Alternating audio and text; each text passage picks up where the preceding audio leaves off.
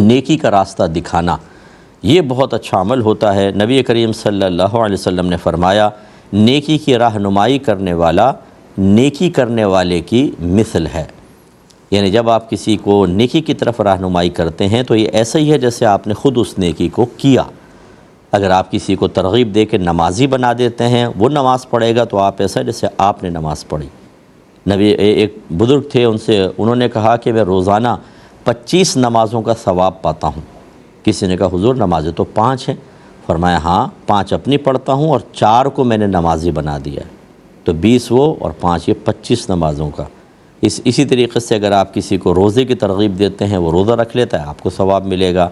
کوئی اچھا وظیفہ آپ کسی کو بتا دیتے ہیں، جب تک وظیفے میں مشغول رہے گا، گناہ سے محفوظ رہے گا، ذکر الہی کرے گا، آپ کو ثواب ملے گا، اور ایسا جیسے آپ ذکر کر رہے ہیں۔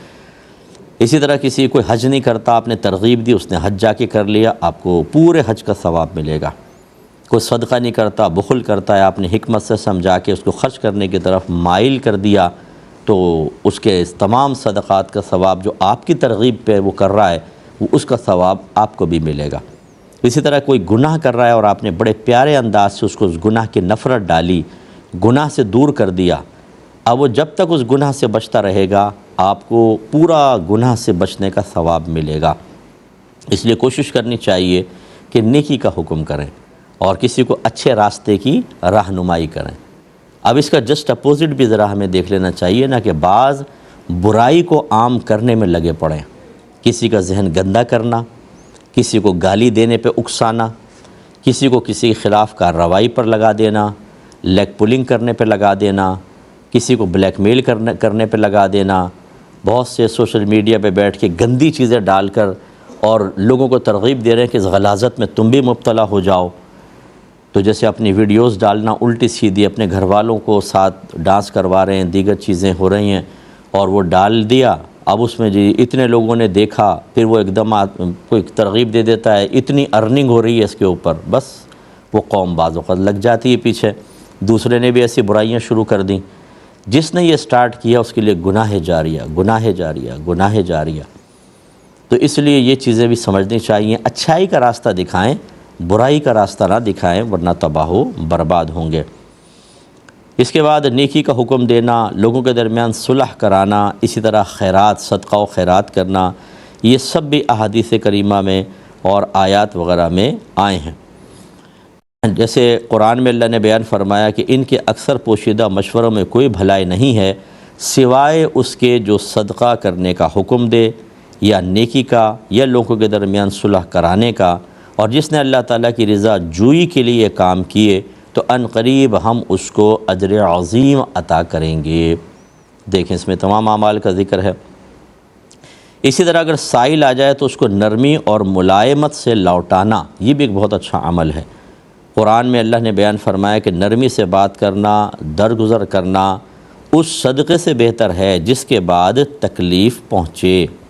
اور حدیث میں ہے کہ دوزخ کی آگ سے بچو خواہ کھجور کے ایک ٹکڑے کے صدقے سے، اور جس کو یہ میسر نہ ہو وہ کوئی اچھی بات کہے۔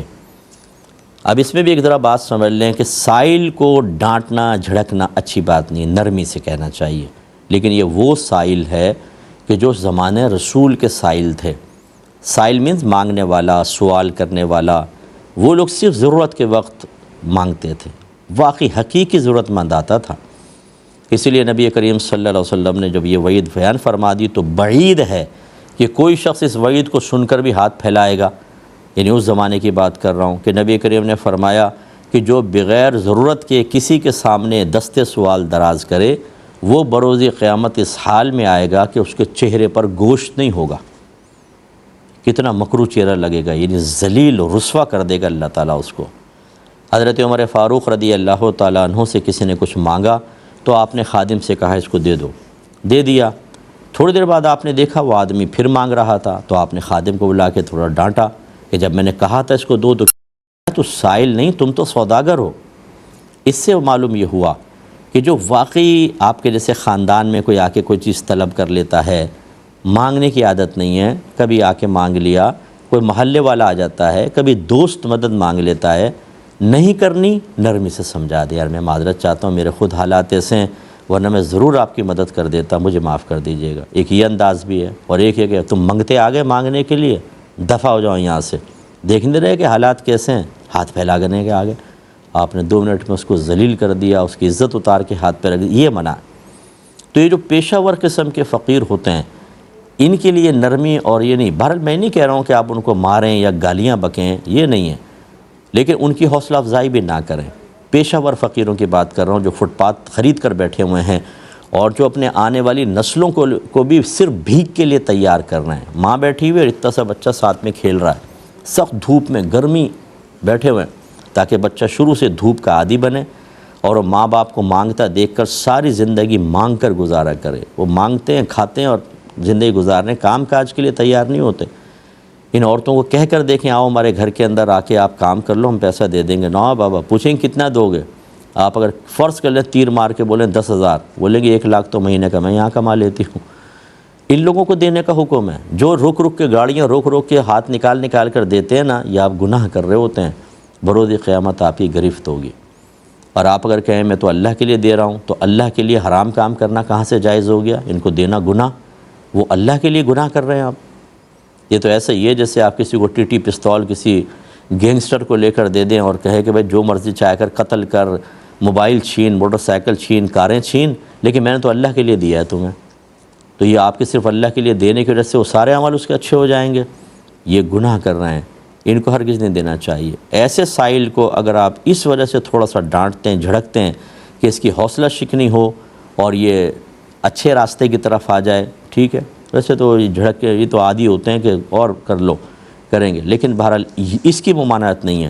جو میں نے دوسرے پہلے والے سائلین جو ضرورت مند ہے، سفید پوش قسم کے ہیں، عادتاً نہیں مانگتے ہیں، ان کو بالکل جھڑکے نہیں، ان کو نرمی سے بات کریں۔ وَأَمَّا السَّائِلَ فَلَا تَنْهَرْ، اللہ تعالیٰ اپنے حبیب سے فرماتا ہے حبیب، اور بہرحال سائل تو آپ اس کو ڈانٹیے مت، لیکن وہی زمانہ سرکار کا سائل تھا، وہ آج کا نہیں ہے۔ اگلا جو ہے وہ بیان کیا کہ مسلمان کوئی درخت لگائے یا کھیت تیار کرے جس سے انسان اور پرندے کھائیں، یہ بھی ایک بہترین عمل ہے۔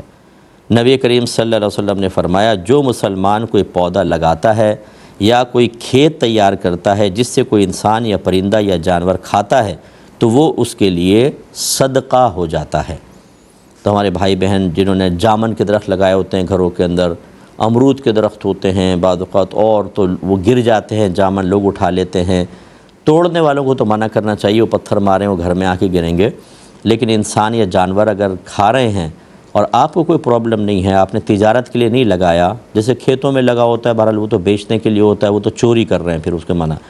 یہ بھی غلط ہے کہ آپ مالک سے پوچھے بغیر آپ نہیں توڑ سکتے ہیں، لیکن اگر آپ اجازت دے سکتے ہوں تو دے دیں، کہ اس میں فائدہ یہ ہوگا کہ جتنے جانوروں کو تو خیر آپ روک نہیں سکتے، وہ جتنا کھائیں گے اوپر بیٹھ کے کھا لیں گے، لیکن انسان بھی اگر کھا رہا ہے اور آپ کو نقصان نہیں پہنچا رہا تو یہ آپ کے لیے ایک صدقہ شمار ہوگا، یہ ذہن میں رکھیں۔ تو اسی لیے تھوڑا بہت اپنے جو آپ کی جو فصل ہوتی ہے اس میں سے غریبوں کو بھی دے دینا چاہیے۔ کوئی اس قسم کا درخت کہ آپ نے پھل اتار لیا، اب وہ تھوڑا بہت لگا رہ جاتا ہے، چلو یار تم لوگ لے لو، تو یہ آپ کے لیے ایک صدقہ شمار ہوگا۔ اس طرح پڑوسی کو ہدیہ پیش کرنا، یہ بھی بڑی بات ہے۔ اس میں پڑوسی کی خاص ذکر اس لیے کیا کہ حدیث میں ذکر اس کا آیا، ورنہ سب کو ہدیہ دینا باعث فتنہ نہ ہو، باعث انتشار نہ ہو، جائز ہو تو ٹھیک ہے۔ جائز کا مطلب جیسے کوئی مرد عورت کو تحفہ دے اجنبی عورت کو، تو کیسے جائز ہوگا؟ یا عورت اجنبی مرد کو دے نامحرم کو، یہ ٹھیک نہیں ہوتا۔ اور اسی طرح چوری کا مال لے کر دے دیا کسی کو تحفتاً، غلط ہوتا ہے۔ یا تحفہ دیا اور اس کو ذلیل بھی کر دیا ساتھ میں، یہ غلط ہوتا ہے۔ باقی یہ کہ ایک دوسرے کو تحائف دینا بہت اچھی بات ہے، اور پڑوسی کو خاص طور پر بہت بہتر ہے۔ سرکار ارشاد فرماتے ہیں کہ اے مسلمان عورتوں، تم اپنی پڑوسن کو حقیر نہ سمجھو، خواہ وہ بکری کا جلا ہوا کھر ہدیہ دے، یعنی پایا بھی اگر بھیجے اور وہ تھوڑا جل گیا ہے تو حقیر سمجھ کے اس کو ڈانٹو نہیں، بلکہ تحفہ ہدیہ قبول کر لو۔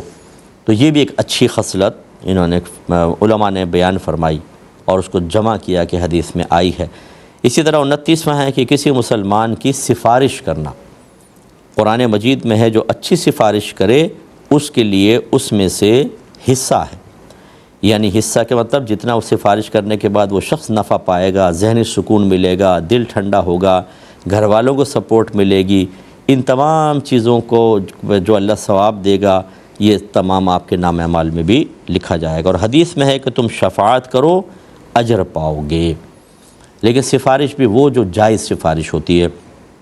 کوئی مستحق ہے، اس کو جاب نہیں مل رہی بیچارے کو، کیونکہ لوگ رشوتیں دے دے کے بعد اوقات لے رہے ہیں، تو آپ نے سفارش کر دی کہ یہ بالکل کام کے قابل بھی ہے، دیانتدار ہے، جتنا تجربہ درکار ہے وہ بھی اس کے پاس ہے، جتنی تعلیم چاہیے وہ بھی اس کے پاس ہے، لیکن سفارش نہیں ہے بیچارہ، اس لیے اس جاب پر نہیں لگ پا رہا تھا، اس کو جاب حاصل نہیں ہو رہی تھی، وہاں سفارش کرنا بہت اچھی بات ہوتی ہے۔ ایسی کوئی شخص سے پھنس گیا ہے اور قصور اس کا نہیں ہے، تو آپ نے سفارش کر کے اس کو اس مصیبت سے نکلوا دیا، یہ سفارشیں بہت اچھی ہیں اور بروز قیامت نفع دلوائیں گی۔ اور تیسواں ہے کہ بیماروں کی عیادت کرنا۔ حدیث میں ہے کہ مریض کی عیادت کرنے والا جنت کے باغات میں ہے۔ تو کوئی رشتہ دار بیمار ہو جائے، ٹائم نکال سکیں تو چلے جایا کریں، ہاسپٹل میں ہے، کہیں گھر پر ہے تو ملنے جا کر، اگر ٹائم ہے، عذر ہے تو عذر پیش کر دیں، اور اس میں بھی مشکل ہے تو بہرحال اللہ تعالیٰ معاف فرمانے والا ہے۔ آج کل کی مصروف زندگی میں بعض اوقات نہیں موقع مل پاتا، بعض اوقات تو پتہ ہی نہیں ہوتا، اتنے ہم مصروف ہو گئے ہیں کہ بہت ہی لیمیٹڈ لوگوں سے ہمارے روابط ہوتے ہیں، ہر ایک کے بارے میں معلوم نہیں چلتا، لیکن بہرحال معلوم چل جائے تو جانا چاہیے، نہ جا سکیں کم از کم ایک فون کال کے اوپر، ایک میسج کے اوپر ہی عیادت کر لیں، یہ اچھا عمل ہے۔ اور جائیں گے تو پھر یہ سرکار نے فرمایا کہ وہ جنت کے باغات میں سے، سمجھ لیں جنت کے باغات میں سے ہے عیادت کرنا، یعنی اس کا بدلہ وہ حاصل ہوگا۔